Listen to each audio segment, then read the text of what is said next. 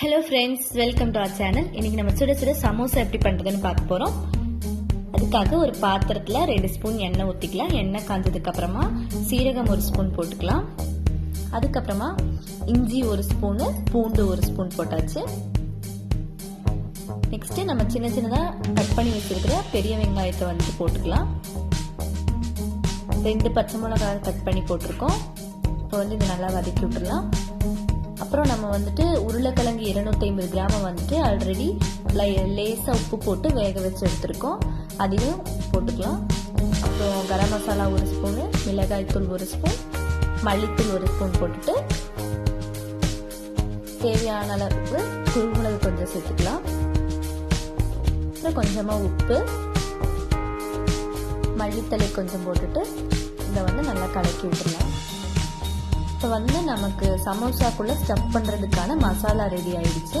இதை தனியாக எடுத்து வச்சதுக்கப்புறமா 1 கப் கோதுமை மாவு, 1 கப் மைதா மாவு, அப்புறம் வந்துட்டு கொஞ்சமாக ஓமம் சேர்த்துட்டு சிறிதளவு உப்பு சேர்த்துக்கலாம்.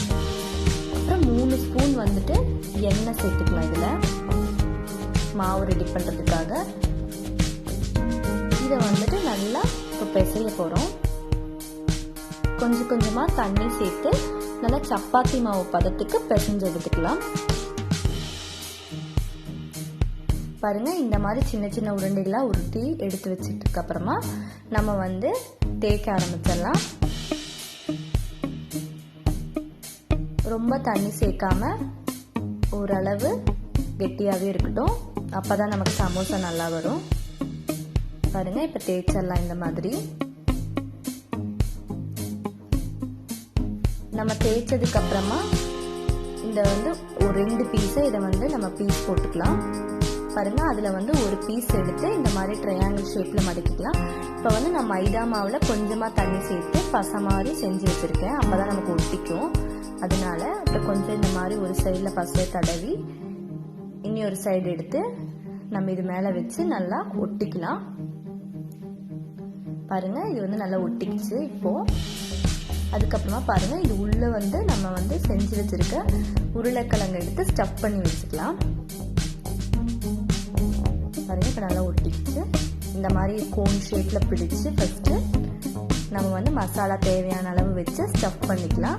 இந்த 2 சைடுமே வந்துட்டு நம்ம இந்த மைதா மாவு பேஸ்ட் எடுத்து ஒட்டிக்கலாம் நல்லா இந்த மாதிரி. அப்புறம் இப்போ நல்லா இப்படி பண்ணி விட்டுறணும். இந்த மாதிரி நல்லா விரிச்சு விட்டுறலாம். பாருங்க, இப்போ நமக்கு தேவையான சமோசா மாவு ரெடி ஆயிடுச்சு. இந்த மாதிரி மற்ற பீஸ்களையும் வந்துட்டு நம்ம பண்ணிடலாம். பாருங்க, இப்படி கையில் எடுத்து வச்சுட்டு உள்ளங்கையில் ஒரு பகுதி வந்துட்டு இந்த மாதிரி பண்ணிட்டு இந்த மைதா கம் எடுத்து இந்த சைடில் போட்டுட்டு இனி ஒரு சைடு எடுத்து இப்படி மடிச்சு விட்டுறலாம். இது வந்து இப்போ நல்லா அமர்த்தி விட்டுட்டோம்னா இது நல்லா ஒட்டிக்கும். தேவையான அளவு மசாலா பொடி இந்த மாதிரி 2 சைடுமே வந்து மைதாவை தடவிட்டோம்னா நமக்கு நல்லா இது ஒட்டி வந்துடும். இப்போ நமக்கு தேவையான மற்ற சமோசாவையும் இந்த மாதிரி பண்ணி வச்சுக்கலாம்.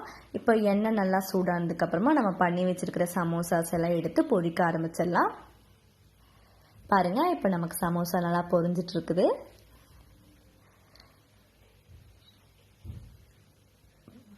இந்த மாதிரி நல்லா வறுத்து எடுத்துக்கலாம். பாருங்க, இப்போ நமக்கு சுட சுட சமோசா ரெடி ஆயிடுச்சு.